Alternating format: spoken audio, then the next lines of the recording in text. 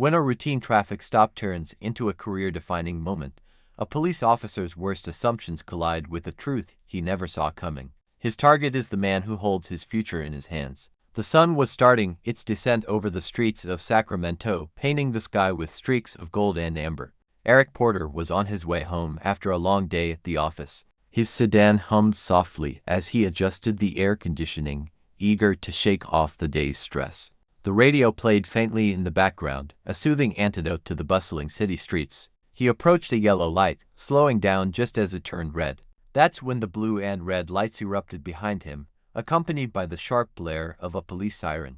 Eric glanced in his rearview mirror, his brows furrowing slightly. He pulled over to the side of the road, rolling down his window as a police cruiser parked behind him. Out stepped Officer Bradley Larson, mid-30s, with a buzz cut and a badge gleaming on his chest. Larson adjusted his belt as he swaggered toward Eric's car, exuding the confidence of someone used to being in control. "License and registration," Larson said curtly, his voice flat but laced with a hint of authority. Eric complied without a word, reaching into his glove compartment for his registration and handing over his driver's license. His movements were deliberate and calm, but he could feel Larson's gaze scrutinizing him, as if searching for a reason to dig deeper. "Do you know why I pulled you over?" Larson asked, leaning closer to the window. "I'm not entirely sure," Eric replied evenly, his tone polite but firm. "You didn't come to a full stop at the light," Larson said, though there was a flicker of hesitation in his voice. Eric frowned but nodded slightly. "I see. I thought I slowed down in time, but I understand." Larson didn't respond immediately. Instead, he lingered, his eyes narrowing as he studied Eric more closely. It wasn't just a routine stop anymore, at least not for Larson. His posture shifted subtly but noticeably, as if he had already decided this was more than a minor infraction. The officer glanced at the license in his hand. "You're not from around here, are you?" he asked. Eric hesitated for a fraction of a second before replying. "I moved here a few months ago. My address is on the license." But Larson wasn't really listening. His questions were starting to take on an edge, just enough to suggest that he wasn't concerned about a traffic violation anymore. Eric's calm demeanor seemed to irk him, and he leaned in closer. "Where were you headed in such a hurry?" "Just going home," Eric replied. His tone remained steady, but the subtle shift in the air was impossible to ignore. Larson didn't just see Eric as a driver anymore, he saw something else, something that warranted suspicion.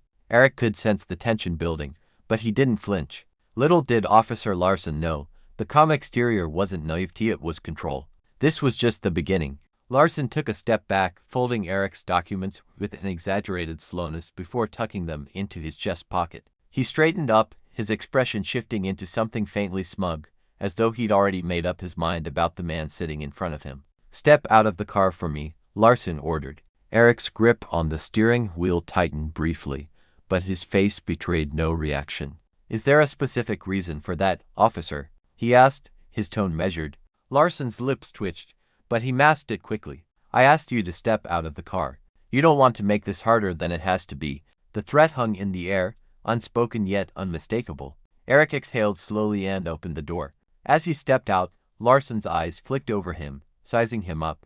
Eric stood a little taller than the officer, his shoulders broad but his demeanor unthreatening. His tailored suit suggested professionalism, his polished shoes hinted at someone meticulous and careful. Yet none of that seemed to matter. Larson gestured toward the front of the car. "Hands where I can see them." Eric complied, his movements calm and deliberate. "Is there something specific you're looking for?" Officer Larson smirked faintly. "Just routine. We've had some incidents around here. You can never be too careful." Eric turned his head slightly, locking eyes with Larson. "Incidents involving men in business suits driving sedans. Or does this have more to do with something else?" The question landed like a punch, and for a moment, Larson's composure faltered. He straightened up, his hand drifting toward his belt, more reflex than necessity. "Watch your tone," he said, his voice hardening. "I'm simply asking a question," Eric replied. There was no defiance in his voice, just a quiet firmness that seemed to unsettle the officer. Larson leaned closer, his eyes narrowing. "You seem awfully familiar with how this works. You got something to hide." Eric let the silence stretch for a beat before answering. "No, officer. I just believe in being clear about the reasons for an interaction like this. Transparency, you know." Larson scoffed but didn't reply. He stepped back, pacing a small circle in front of the car. The dynamic was shifting in ways he couldn't quite grasp. Eric wasn't reacting the way most people would. There was no fear, no stammering, no nervous fidgeting. Instead, there was control, poise, and an unsettling calm that put Larson on edge. "You seem pretty confident," Larson muttered, almost to himself, "like you think you know what's going to happen next." Eric didn't rise to the bait. Instead, he tilted his head slightly. "Confidence isn't the issue here, officer. Respect is." Larson froze for half a second before turning back to face him. The smirk was gone now, replaced by something sharper, almost defensive. He opened his mouth to reply, but the words didn't come out. Eric's composure was throwing him off balance, and he didn't like it. As the silence stretched, the tension between them felt electric, and Larson was starting to realize this wasn't going to play out the way he'd expected. But instead of backing down, he doubled down. The real test was about to begin. Larson tapped his fingers against the holster on his belt, his frustration barely concealed. He wasn't used to being challenged, especially not by someone who looked like Eric. His gaze flicked back to the sedan, as though searching for a justification he hadn't yet manufactured. "Turn around and place your hands on the hood," Larson said, his voice clipped. "I need to check for weapons." Eric raised an eyebrow. "Weapons?" he repeated, his tone incredulous but still measured. "Do I look like someone who's carrying a weapon?" Larson's jaw tightened, and for a moment, his composure cracked. "I'm not going to ask you again." Eric hesitated, a flicker of something unreadable passing across his face. Then, without a word, he turned and placed his palms flat against the hood of his car. Larson approached, the crunch of his boots on the asphalt breaking the uneasy silence. The officer patted Eric down in quick, rough movements, his hands lingering a little longer than necessary. It wasn't just a search, it was an attempt to assert dominance, to provoke a reaction. But Eric didn't flinch, didn't stiffen, didn't so much as shift under the invasive scrutiny. "You're clean," Larson muttered, stepping back. The admission sounded begrudging, like he was irritated that he hadn't found anything to justify his suspicion.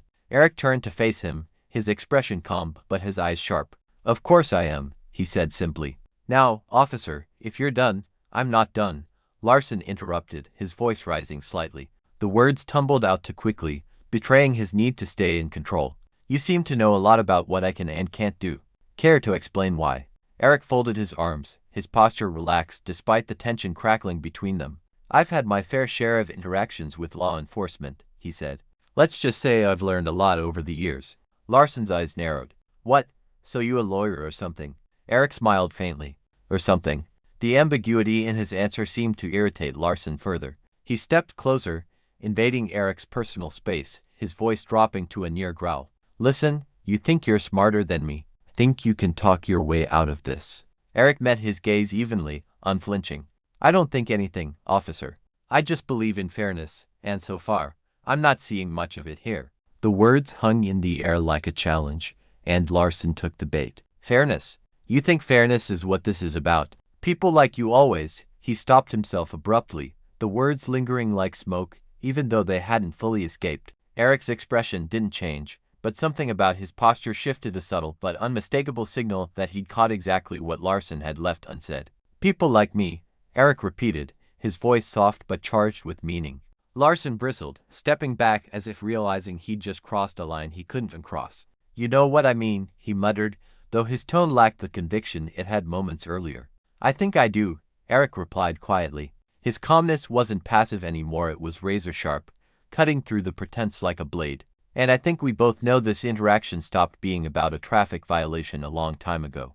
Larson opened his mouth to respond, but the words didn't come. For the first time, he looked uncertain, like he wasn't entirely sure how to proceed. The balance of power was shifting, and for the first time, Larson was on shaky ground. But the moment of reckoning was still to come, and it would be one he'd never forget. Eric's voice broke the heavy silence, steady and unyielding. "Officer, I think it's time you know who I am." Larson's brows knitted, his irritation resurfacing. "I don't care who you are," he shot back, though the faint crack in his tone suggested otherwise. Eric reached into his pocket, his movements slow and deliberate. "I'm reaching for my badge," he said calmly, watching Larson's hand twitch near his holster. "No need for theatrics. I want you to see it." The words hung in the air, weighted with something unspoken. Larson's eyes followed Eric's hand as he pulled out a leather wallet and flipped it open, revealing a gleaming badge. "Eric Porter," Eric said, his tone as casual as if he were introducing himself to a neighbor. "Head of Internal Affairs, Sacramento Division. Larson froze. His eyes darted to the badge, then back to Eric's face, searching for some sign that this was a joke. But there was no humor in Eric's expression, only quiet authority and a hint of disappointment. Internal affairs, Larson repeated, his voice cracking slightly. Yes, Eric interrupted, saving him the trouble of finishing the thought. I oversee officer conduct. My job is to ensure that the people wearing this badge uphold the integrity and values it's meant to represent. Larson's face paled, his confident demeanor unraveling in real time. He took a small step back, his hand falling away from his belt, as though the weight of his own authority had suddenly become too heavy. Eric took a step forward, closing the gap Larson had instinctively created. Do you know what the most troubling part of this interaction has been, Officer Larson? He asked, his voice calm but piercing. Larson didn't answer. He looked like a man who had just realized he'd walked into quicksand and had no idea how to escape. It's not the profiling, Eric continued, though that's bad enough. It's not the baseless escalation either. It's the fact that you've done all of this without even realizing who you were talking to. You assumed that I wouldn't know my rights, that I wouldn't understand the laws you're sworn to uphold. And why? Larson opened his mouth, but no words came. Eric's gaze bore into him, unrelenting. Because I didn't fit your idea of someone deserving respect, Eric finished for him. His words weren't angry, but they carried the weight of an indictment. And that's not just a problem for me, officer. That's a problem for everyone you encounter in this uniform. Larson's shoulders sagged slightly, the full weight of Eric's words landing squarely on him. He glanced down at the badge in Eric's hand again, as if it might somehow disappear if he didn't look too closely. Eric stepped back, giving Larson a moment to breathe, but his voice didn't lose its edge. Here's what's going to happen, he said. You're going to take a step back, return my documents, and think very carefully about what you say next. Larson's lips parted, but he hesitated, clearly debating whether to push back or comply. The hesitation cost him. And then Eric added, his voice lowering slightly, You're going to hear from me again not as a driver you stopped on the side of the road, but as the man tasked with deciding whether you're fit to wear that badge. Larson swallowed hard, his face reddening as the weight of the moment sank in. He reached into his chest pocket and pulled out Eric's license and registration, his hands trembling slightly as he handed them over. Eric took them without a word, tucking them into his wallet. He stepped toward the driver's side door of his car, pausing with one hand on the handle. He looked over his shoulder, meeting Larson's gaze one last time. Remember this, Officer Larson, Eric said. The badge doesn't make you better than anyone. It makes you accountable to everyone. As Eric slid back into his car and started the engine, Larson was left standing in the fading light, his confidence shaken and his future uncertain. But for Eric, this was far from over. His next move would ripple through the entire department. The drive home was quiet, but Eric's mind was anything but.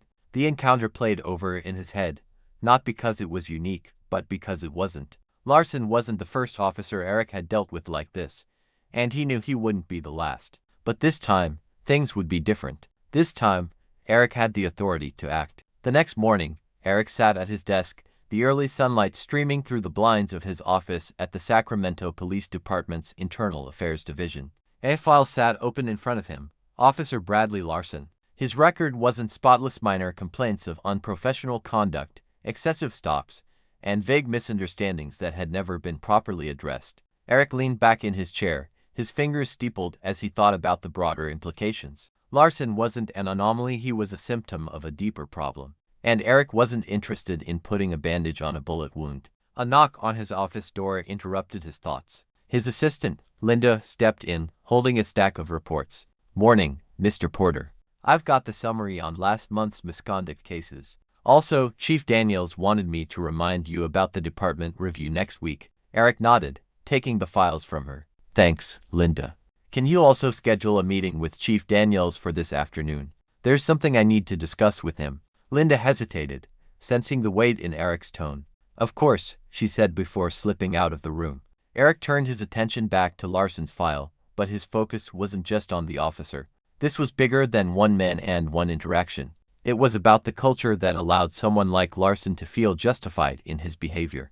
And if there was one thing Eric knew, it was that culture started at the top. Later that afternoon, Eric sat across from Chief Daniels in a conference room. Daniels, a seasoned veteran with salt-and-pepper hair and a no-nonsense demeanor, leaned back in his chair, listening intently as Eric recounted the traffic stop. I could have written it off as just another bad interaction, Eric said, his voice steady but resolute, but that would have been a mistake. Larson's behavior isn't an isolated incident. It's a reflection of how much work we still have to do. Daniels rubbed his temples, exhaling slowly. This isn't the first time Larson's name has come up, he admitted, but we've always handled it internally, quietly. And that's the problem, Eric replied. Quiet doesn't fix anything. Quiet lets it keep happening. It's time to be loud. Daniels looked at him, the weight of the conversation etched into his face. What are you proposing? A department-wide review, Eric said without hesitation, not just of individual officers, but of our training, our protocols, our accountability systems. We can't keep sweeping this under the rug. If we don't hold ourselves to a higher standard, how can we expect the community to trust us? Daniels leaned forward, his hands clasped on the table. You're going to ruffle some feathers with this. Good, Eric said simply. It's about time someone did. The following weeks were a whirlwind of meetings, interviews, and reports. Eric worked tirelessly, compiling data, speaking with officers, and holding public forums to hear directly from the community. The Larson incident became a catalyst for change, a turning point that forced the department to confront its flaws head-on. Larson, for his part, faced an internal hearing. Eric made no secret of his involvement, sitting across from Larson during the proceedings and watching as the officer squirmed under the scrutiny. The hearing resulted in a suspension, but Eric knew the real victory wasn't in punishing Larson, it was in preventing the next Larson. Months later, Eric stood at the podium of a community event, addressing a room full of officers, city officials, and local residents. He spoke not of blame but of responsibility, of the shared duty to create a system that worked for everyone. His words weren't just a call for accountability, they were a promise of change. Justice isn't just about catching the bad guys, Eric said, his voice resonating through the hall. It's about making sure the people sworn to protect and serve do so with integrity, fairness, and respect for everyone they encounter. That's the badge I believe in, and that's the badge we're building here, together. The applause was thunderous, but Eric didn't linger on it. For him, this wasn't the end of the story, it was the beginning of a better one. As Eric stepped down from the podium, he glanced at the faces in the crowd, some skeptical, some hopeful, but all listening. He knew change wouldn't come overnight, but it would come. And for now, that was enough. If this story resonated with you, share it with someone who needs to hear it. Let's start the conversations that matter, the ones that lead to change. Subscribe to our channel for more stories like this, stories that challenge us, inspire us, and remind us of what we're capable of when we stand for what's right.